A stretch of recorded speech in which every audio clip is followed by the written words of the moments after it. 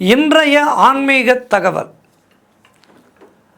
நம்முடைய வாழ்க்கையிலே நமக்கு அவ்வப்போது நாம் வாழுகின்ற வாழ்க்கைக்கு ஒரு அர்த்தத்தை கொடுப்பது, நாம் வாழ்கின்ற வாழ்க்கையை செம்மையாக ஆக்கிக் கொள்வதற்கு இருபெரும் காப்பியங்களான ராமாயணமும் மகாபாரதமும் பெரும் உதவி புரிகின்றது.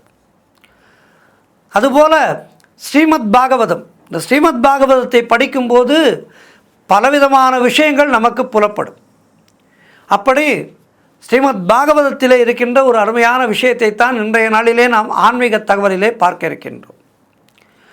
ராமனை ஊரே உலகமே அறியும். அவனுடைய மகிமை உலகமெல்லாம் பரவி இருந்தது. ராமன் காட்டிற்கு போக உத்தரவிடப்பட்டது. சீதை லக்ஷ்மணன் ராமனோடு செல்கின்றார்கள். சீதையும் லக்ஷ்மணனும் ராமனோடு செல்கின்றார்கள். ராமன் தடுக்கின்றார், நீங்கள் வர வேண்டாம், தந்தை என்னை மட்டும்தான் போகச் சொல்லியிருக்கின்றார், நான் போகின்றேன் என்கின்றார். ஆனால் இருவருமே கேட்கவில்லை. இருவருமே ராமனை பிரிந்து இருப்பதற்கு தயங்குபவர்கள், ராமனை ஒரு கணம் கூட பிரியாமல் இருப்பவர்கள்.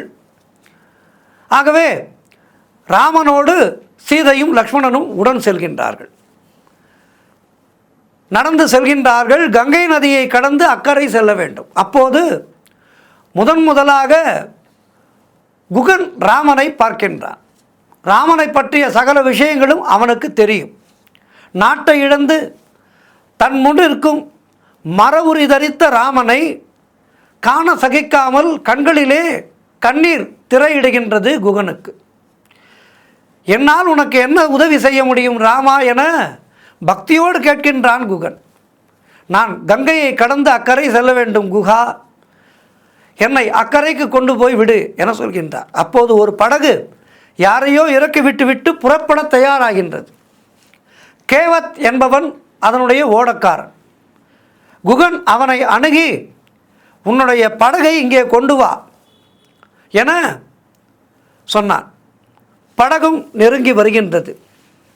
கேவத், இதோ நிற்கின்றார்களே, இவர்கள் யார் தெரியுமா? அயோத்தியினுடைய மகாராஜா ராமர், அது சீதா தேவி ராணி, அவருடைய மனைவி. அருகிலே இருப்பவர் லக்ஷ்மணன், ராமனுடைய வீர சகோதரன். இவர்களை அக்கறைக்கு கொண்டு போய் சேர்த்து விட்டு வா என குகன் சொல்கின்றார். கேவத் ராம லக்ஷ்மணர்களை சீதாவை வணங்குகின்றான். அவன் தினமும் காலையிலே எழுந்திருக்கும் போதும் இரவிலே படுக்கும் போதும் ராமநாமம் சொல்பவன். ஐயா குகனே, நான் இவர்களை கங்கையிலே மறுகரை கொண்டு சேர்க்கின்றேன். ஆனால் முதலிலே இந்த ராமருடைய கால்களை நன்றாக கழுவிவிட வேண்டும், தூசு தும்பு இருக்கக்கூடாது என சொல்கின்றான். அவருக்கு பாத பூஜையா? அதை அப்புறம் மறுகரையிலே இறங்கி விடும்போது வைத்துக்கொள் என குகன் சொன்னான். அப்படி இல்லை ஐயா, என்னுடைய படகிலே ஏறுவதற்கு முன்னால் இதை நான் செய்ய வேண்டும், ஆகவே தயவு செய்து ஒத்துழையுங்கள் என சொன்னான். குகனுடைய கண்களிலே கோபத்தால் சிவந்தது. குகனுக்கு கோபம் வந்தது. என்ன பிடிவாதம் இந்த கேவத்துக்கு என கேவத் மேல் கோபப்பட்டார். கேவத் உடனே குகனுடைய கோபத்தை கண்டுவிட்டு ராமனை வணங்கினான். வணங்கி சொல்கின்றான், மகாராஜா, நான் ஒரு ஏழை, இந்த ஓடம்தான் என்னுடைய வயிற்று பிழைப்பு. எனக்கு என்னுடைய குடும்பத்துக்கு சோறு போடுவது இந்த ஓடம்தான்.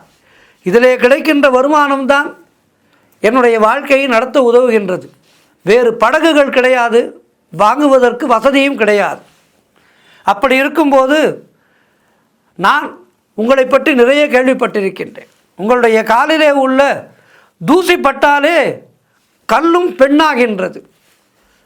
உங்களுடைய கால் தூசிப்பட்டு என்னுடைய படகும் ஒரு பெண்ணாகிவிட்டால் அவளை நான் எப்படி காப்பாற்றுவேன்? என் படகு காணாமல் போய்விடுமே. அந்த ஆபத்து என் படகுக்கு வரக்கூடாது என்பதற்காகவே நீங்கள் என் படகை கால் வைக்கும் முன்பே உங்களுடைய கால்களை கழுவ ஆசைப்பட்டேன். அதனால் அப்படி கேட்டுக்கொண்டேன். என்னையும் என் படகையும் நீங்கள் தான் ரட்சிக்க வேண்டும் என்றான் கேவத். ராமர், சீதை, லக்ஷ்மணன், குகன் அனைவருமே கேவத்தினுடைய இந்த எளிமை, பக்தி, அவனுடைய சமயோஜிதம் ஆகியவற்றை ரசித்து மனமாற மகிழ்ந்தார்கள். கேவத் அவன் மனைவி இருவரும் கங்கை ஜலத்தால் ஸ்ரீராமருடைய பாதங்களை கழுவி வணங்கி அந்த ஜலத்தை தங்கள் மேல் புரோக்ஷித்துக் கொள்கின்றார்கள். கேவத் தனது வஸ்திரத்தால் ஸ்ரீராமருடைய பாதங்களை துளியும் தூசி இல்லாமல் துடைக்கின்றான். அவர்களை கங்கை நதியின் மறுகரையிலே கொண்டு சேர்க்கின்றான். அவர்கள் மறுகரை சேர்ந்ததும் ராமர் பாதங்களை தன்னுடைய உள்ளங்கையிலே முதலிலே வைத்து இறங்க வேண்டும் என்று சொல்கின்றார். இவ்வாறு ராமருடைய பாத சேவை முழுவதும் பெறுகின்றான் கேவத். கையை பிடித்து எல்லோரையும் படையிலிருந்து கரை இறக்குகின்றான் கேவத். சீதாதேவி மன நிறைவோடு தனது மோதிரம் ஒன்றை கழற்றி ராமனிடம் தருகின்றார். இதை அவருக்கு பரிசாக கொடுங்கள் என்கின்றார். அம்மா, ஸ்ரீராமனுக்கும் உங்களுக்கும் சேவை செய்ய பரிசு வாங்கினால் என்னுடைய புண்ணியம் குறைந்துவிடும் என பரிசை ஏற்க மறுக்கின்றான் கேவத். அவன் ஏழை என்றாலும் அந்த பரிசை ஏற்க மறுக்கின்றான். அப்படியா கேவத், நீ இதை பரிசாக ஏற்க வேண்டாம். எங்களை படகிலே ஏற்றி கங்கையை கடப்பதற்கு அதற்கான கூலியாக ஏற்றுக்கொள் என சிரித்து கொண்டே அந்த மோதிரத்தை அவனிடம் நீட்டுகின்றார் ஸ்ரீராமன். ராமா, ஒருவேளை நான் பரிசாகவாவது இதை ஏற்றுக்கொண்டிருப்பேன், நிச்சயம் கூலி வாங்க மாட்டேன் ஐயா என சொல்கின்றார். என்னப்பா, நீ பேசுவது வினோதமாக இருக்கின்றதே, ஏன் என்னிடம் கூலி வாங்க மாட்டேன் என்கின்றாய் என ராமர் கேட்டார். இது தொழில் விசுவாசம் என அந்த கேவத் சொன்னான். கொஞ்சம் புரியும்படியாக சொல் என்றார் ராமர். ஒரு நாவிதன் மற்றொரு நாவிதனுக்கு சேவை செய்யும் போது கூலி வாங்க மாட்டான். அதேபோல் துணிவெழுப்பவனும் அப்படித்தான். அதுபோல துணிவெழுப்பவனோ நாவிதனோ அப்படி செய்யாமல் இருக்கின்றார்கள் அல்லவா? அதுபோல நீங்களும் ஒரு படகோட்டி, அதனால் உங்களிடம் நான் கூலி வாங்க மாட்டேன் என கேவத் சொல்கின்றான். ராமர் புரியாதவர் போல் நடிக்கின்றார். அப்போது கேவத் சொல்கின்றான், உங்களுக்கா புரியாது? என்னை நீங்கள் சோதிக்கின்றீர்கள் ராமா. நாம் இருவருமே ஓடக்காரர்கள் தான், படகோட்டிகள் தான். நான் ஒரு கரையிலிருந்து இந்த நீரை மட்டுமே கடக்க உதவுகின்ற ஓடக்காரன். ஆனால் நீங்களோ எல்லோரையும் ஜனன மரண துன்பங்களிலே இருந்து, இந்த சம்சார கடலிலே இருந்து கரை சேர்க்கின்ற தாரகமான ஒரு ஓடம். உங்களுடைய நாமமே ஒரு ஓடம். உங்களுடைய நாமத்தை சொன்னாலே பிறவி பயனை அடைந்து விடலாம். ஆக நீங்கள் பெரிய படகோட்டி, நான் சிறிய படகோட்டி. ஆக இருவரும் செய்வது ஒரே வேலையைத்தான். அப்படி பெரிய படகோட்டியிடம் இந்த சிறிய படகோட்டி கூலி வாங்குவதை தவிர்க்கின்றேன் என சொன்னான். சொல்லிவிட்டு ராமருடைய பாதங்களிலே விழுந்து வணங்கினான். ராமருடைய கண்கள் பனித்தது அந்த கேவத்தினுடைய பக்தியை பார்த்தபோது. இப்படி ஒரு அருமையான பக்தன் நமக்கு இருக்கின்றானே என்கின்ற ஒரு நல்ல சிந்தனையோடு அவனை ஆற தழுவி கொண்டார் ராமர்.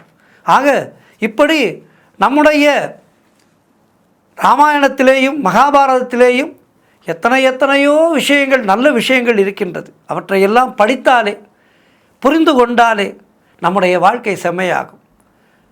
சர்வம் கிருஷ்ணார்ப்பணம். நன்றி, வணக்கம்.